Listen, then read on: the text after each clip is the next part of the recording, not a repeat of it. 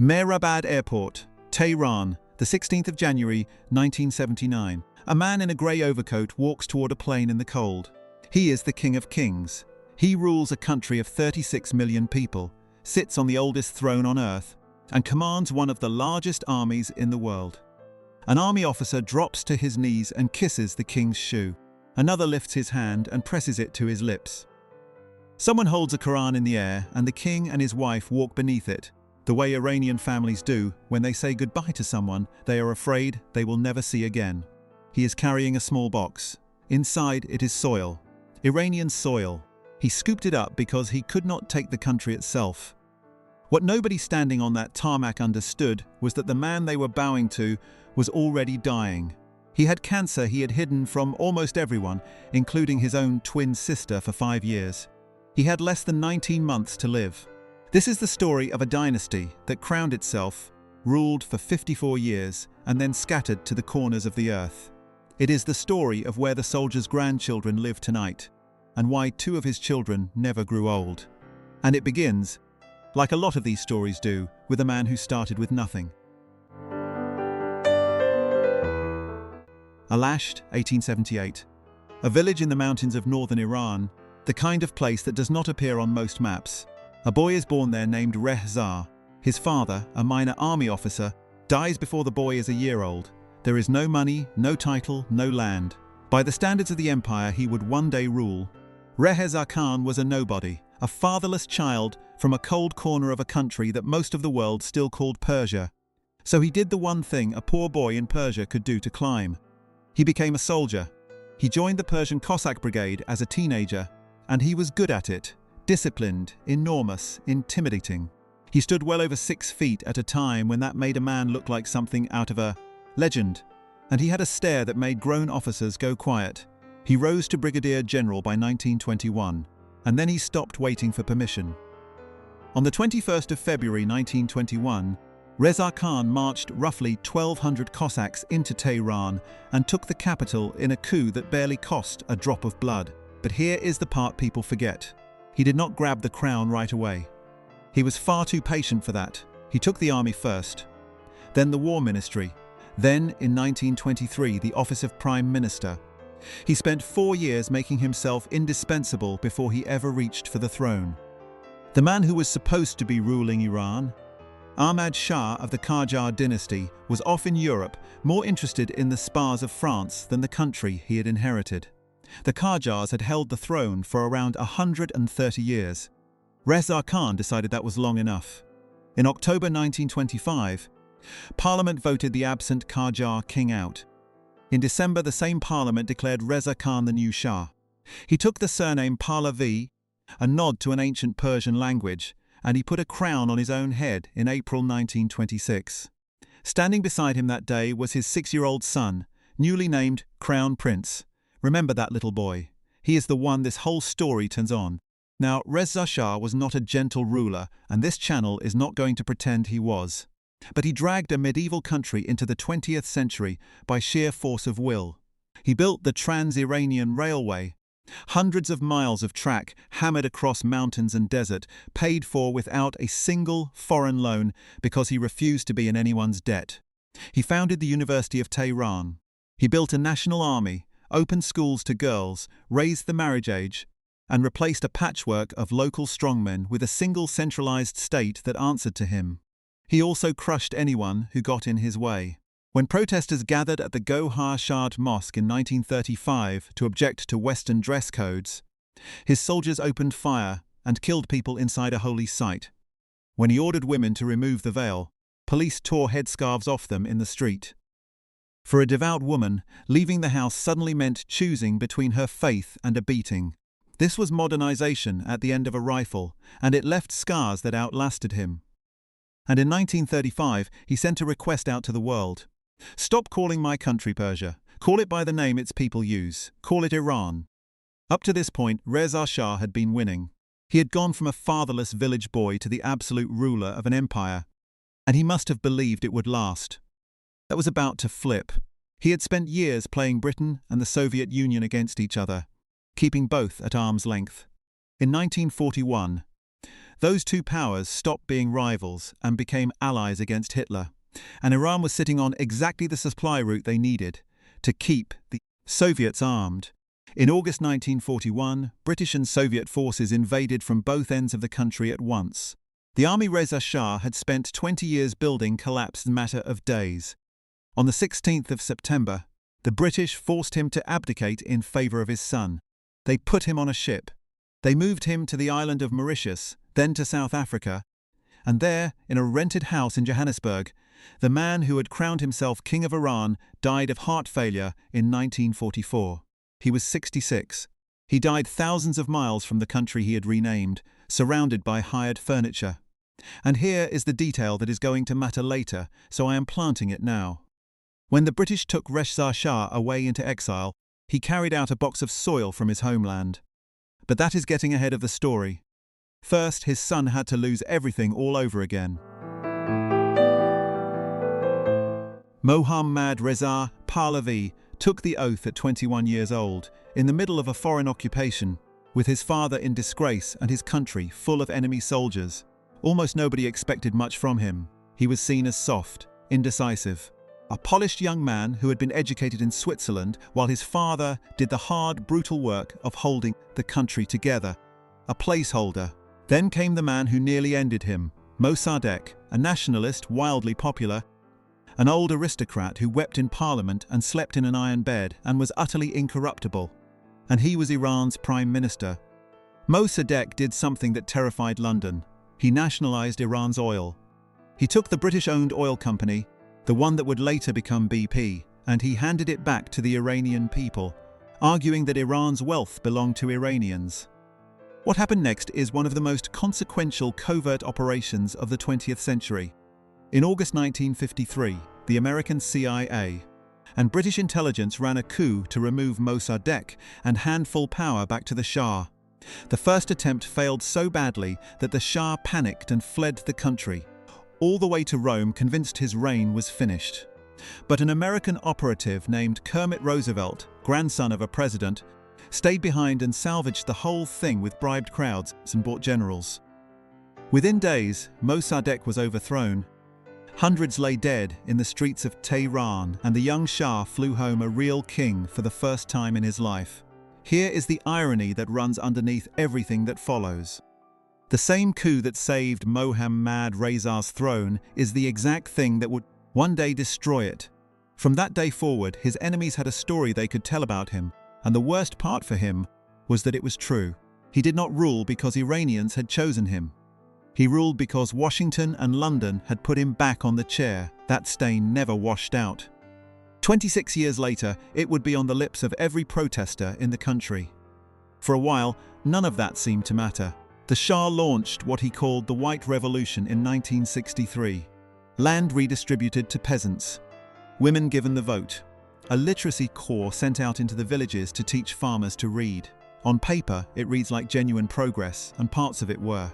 In practice, it tore the old country apart. The land reform pushed millions of peasants off the estates and into city slums with no work waiting for them. The clergy lost their land and their influence and turned against him. And one cleric in particular started preaching against the king in language nobody had dared use in public. His name was Ruhollah Khomeini. In 1964, the Shah exiled him, shipping the problem out of the country and assuming it was solved. The crowds in the streets, quietly passing around recordings of that cleric's sermons, were a warning sign. The Shah, increasingly sealed inside his palaces and his own certainty, ignored it. Because the modernization had a second face, and its name was SAVAK, the Shah's secret police. Built in the late 1950s with help from the American CIA and Israel's Mossad, SAVAK watched, arrested, and tortured. The exact numbers are disputed to this day, and on this channel we attribute rather than guess. The Shah himself claimed he held only around 3,400 political prisoners. Amnesty International reported figures that ranged, depending on the year, from 25,000 all the way up toward 100,000. In 1976, Amnesty wrote that no country in the world had a worse human rights record than Iran. Whatever the true count was, the fear was real, and it reached into every classroom, every newsroom, and every dinner table in the country. And then, in October 1971, the Shah threw a party. Not just any party. He staged a celebration of 2,500 years of Persian monarchy at the ancient ruins of Persepolis, and he invited the world. Kings, queens, and presidents from 69 countries flew in. He had the Paris restaurant Maxim's close its doors for 2 weeks and send its entire kitchen to the desert. Quail eggs stuffed with caviar. Roast peacock dressed in its own feathers. Tens of thousands of bottles of wine, including vintages older than most of the guests in the room. A tent city built in the desert with imported trees, imported songbirds, and a fleet of red Mercedes limousines to ferry the royalty around. The Shah's court announced the cost at $16.8 million. Time magazine put it closer to $100 million, and French papers went higher still. I mean, think about that for a second. Roast peacock for foreign royalty in the middle of the desert, in a country where villages a few hours away had no doctor, no clean water, and no school. From his exile, Khomeini watched the footage and called it exactly what it looked like. A king spending a fortune to crown himself in front of the world while his own people went without. The Shah, meanwhile, kept reaching for grander titles. King of Kings, Light of the Arikins. He talked openly about leading Iran into what he called the Great Civilization, a future where Iran would stand among the most advanced nations on earth. He believed he was building it. And here is the detail almost everyone misses. This was not the first Pahlavi to imagine himself untouchable right before the fall. His own father had stood at this same height of confidence and had then been forced into exile, carrying a box of homeland soil, dead in a rented house far from Iran. The son was now standing in the desert, crowning himself heir to 25 centuries of glory. He had no idea he was about to repeat his father's last journey, almost step for step. By 1978, the country was on fire. Not literally, not yet. But the protests had stopped being scattered and started being a single wave. Bazaar merchants, university students, factory workers, the urban poor, and the clergy, all of them in the streets at once, which almost never happens in any country. On the 8th of September 1978, soldiers opened fire on a demonstration in Tehran in an event remembered as Black Friday. And every time the army cracked down and people died, the Shia mourning cycle did something the Shah's generals could not stop. 40 days after each death, the mourners gathered again to grieve, and the grieving became a bigger protest which the army fired on, which created more dead to mourn 40 days later. Crackdown fed grief, grief fed crackdown, the cycle ate the monarchy alive. And if that had been the only problem, the monarchy might have survived it. Strong armies have crushed bigger uprisings than this one. But then a second crisis hit at the exact same moment, and this one was happening inside the king's own body. Back in 1974, French doctors had quietly diagnosed the Shah with cancer. Told almost no one, not his ministers, not his generals, not even Ashraf. His twin sister, the person closest to him on earth. A French doctor flew in and out of Iran in secret, disguising his visits, to treat the most powerful man in the Middle East without anyone finding out. So at the precise moment, the country needed a decisive ruler willing to either reform hard or crack down completely. The man on the throne was sick, exhausted, heavily medicated, and pouring his energy into hiding it. You would think someone close to him would have noticed and said something, pushed him to act, pushed him to name a path forward while he still could. Nobody did. The people around a king rarely tell him the truth, and the handful who knew the real truth had been sworn to keep the secret. So we arrive back where we started. The 16th of January, 1979, the grey overcoat, the kneeling officer, the box of soil, the Shah and his wife, the Empress Farah, flew out of Tehran. The official story was that the king was simply taking a vacation to rest. Everyone in the country knew better. People poured into the streets to celebrate, tearing his statues down with ropes. 16 days later, the cleric the Shah had exiled 15 years earlier flew home. Khomeini landed in Tehran on the 1st of February 1979, and the crowd that came out to greet him is often described as one of the largest gatherings of human beings the region had ever produced. Millions of people. By the 11th of February, the army stood down and the monarchy was finished. By April, a national referendum had replaced 25 centuries of kings with an Islamic republic. The oldest throne on earth was gone.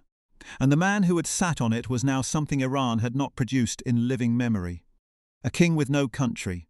If this story has its hooks in you already, I promise the family's fate after the fall gets stranger than the fall itself. Stay with me. By the summer of 1979, the most feared man in the Middle East had become a guest that nobody wanted to keep. He went to Egypt first, then Morocco for 10 weeks, then the Bahamas for 11, then Mexico. A biographer later called him a modern Flying Dutchman, the cursed ghost ship from the old sailor's legend, doomed to sail forever and never once be allowed to reach port. Every country took him in out of courtesy, then quietly asked him to move along before his presence caused them trouble with the new regime in Tehran. And the thing that finally ended any hope of a quiet, dignified exile was the one thing he could not control: his own illness. This is the turn almost nobody expects. The Shah's cancer worsened sharply, and in October 1979, President Jimmy Carter agreed to let him into the United States for treatment against the warnings of his own diplomats in Tehran. It was, on its face, a humane medical decision. It became a geopolitical bomb. On the 4th of November 1979, a crowd of revolutionaries stormed the American embassy in Tehran and took its staff hostage. Their central demand was simple: hand the Shah back to face trial in Iran. The hostage crisis dragged on for 444 days. It destroyed Carter's presidency, humiliated the United States on television night after night, and poisoned relations between the two countries for the next half-century. A poison still working today, and the spark for all of it was in part a dying man checking into a New York hospital.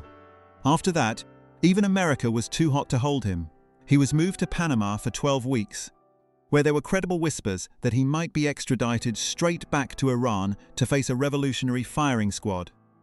So yeah, the man who once hosted the kings of the world for roast peacock spent his final months being shuffled from country to country, one step ahead of a death sentence. Then finally one leader stepped forward and refused to be ashamed of his friend. Anwar Sadat, the president of Egypt, granted the Shah permanent asylum in March 1980. Whatever you think of the Shah, and this audience will have strong opinions either way, that decision took spine. Sadat called him a friend and a brother, and by every account he meant it. He was almost the only world leader who did. The Shah died in a Cairo hospital on the 27th of July 1980. He was 60 years old. He had held the most absolute power of almost any monarch alive in the 20th century, and he died in a borrowed country, on a borrowed bed, with a box of his homeland's soil sitting among the last of his belongings. Sadat gave him a full state funeral.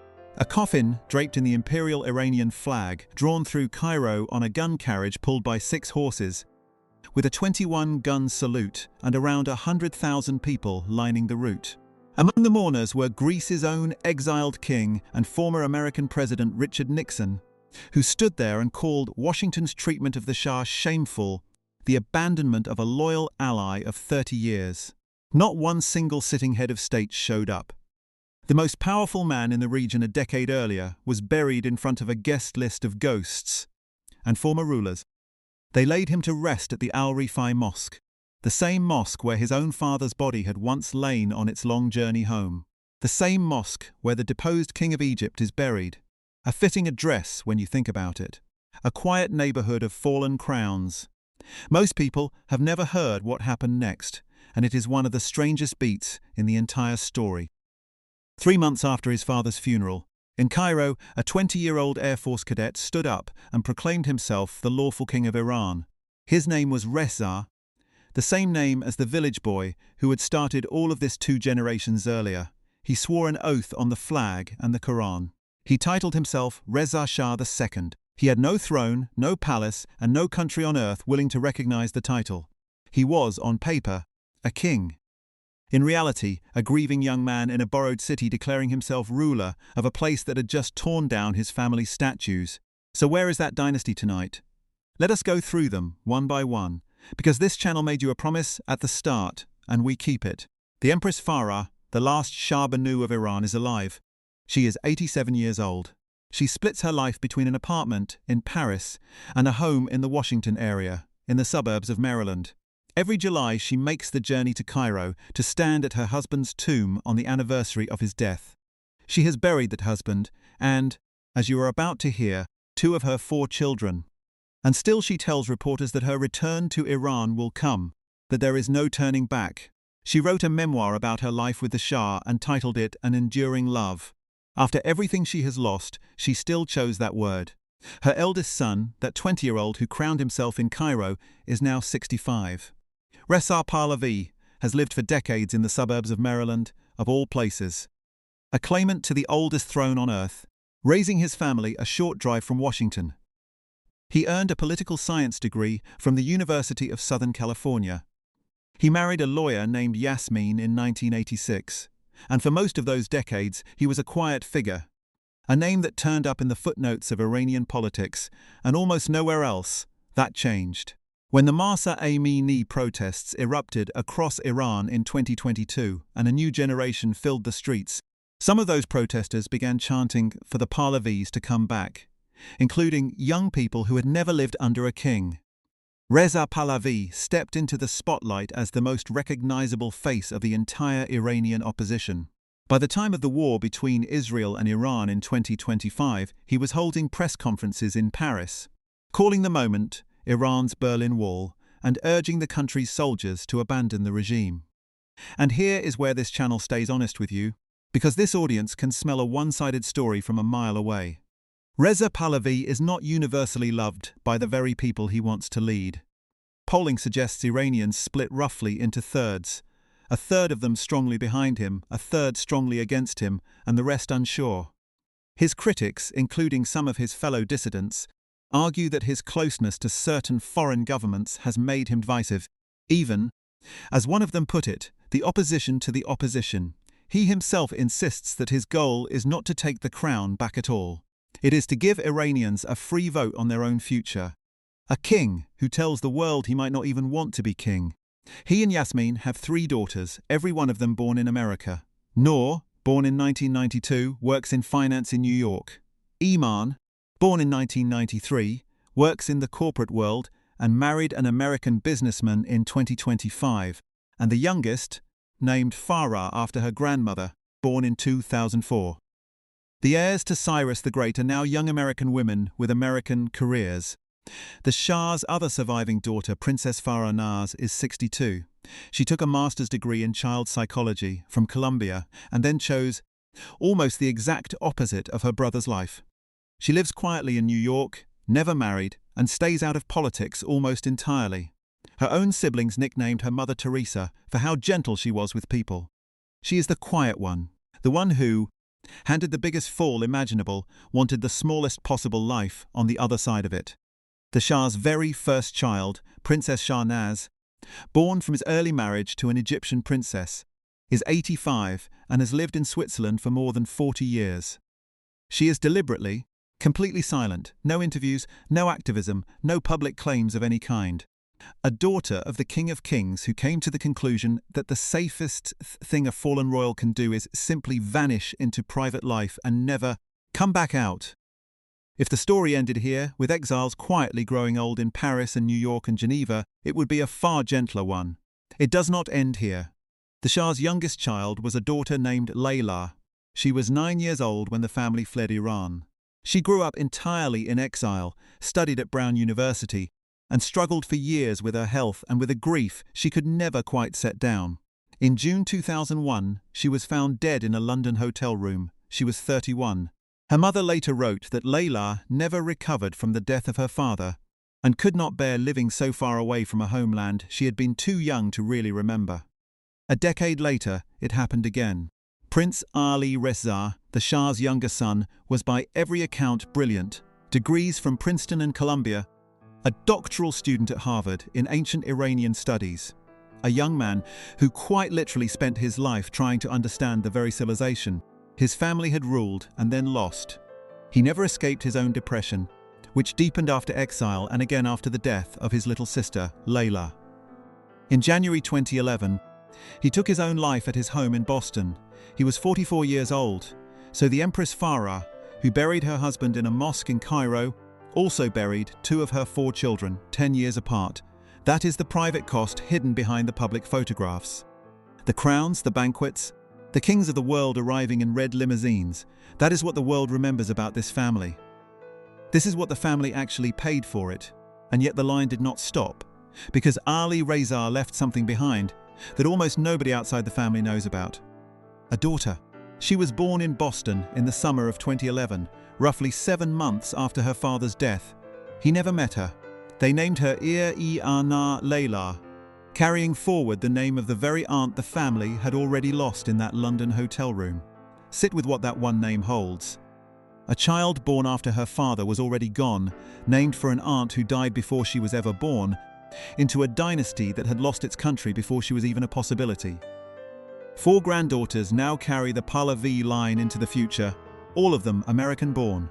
All of them the great-granddaughters of a fatherless soldier from a mountain village who once put a crown on his own head and renamed an entire country. Go back to that tarmac for a second. January 1979. The grey overcoat, the kneeling officer, the small box of Iranian soil cradled in a dying man's hands. He carried that soil because he believed, exactly the way his father had believed before him, that the exile was temporary and the throne was eternal. Except now we know how the story actually ran. The soil never went home. The king died in Cairo. His children scattered across 3 continents, and 2 of them never grew old. And his grandchildren grew up not as the princes and princesses of Persia, but as ordinary citizens of a country on the other side of the world. And here is the part that keeps this story from ever being truly finished. As this is being made, the Islamic Republic that replaced the Pahlavis is facing the gravest crisis of its existence. And the man so many Iranians once chased out of the country, the soldier who crowned himself, now has a grandson standing just outside the door. A claimant to a throne who swears he may not even want it back, at the exact moment the regime that destroyed his family is shaking. A fallen crown, it turns out, is rarely as fallen as it looks. The last Shah lies in that Cairo mosque to this day, just a few steps from another deposed king, one who married into the Pahlavi family and then lost his own throne decades earlier. The King of Egypt. If you want to know how that dynasty fell, and what happened to the children King Farouk left behind, that story is the natural next chapter of this one, and it is waiting for you right here.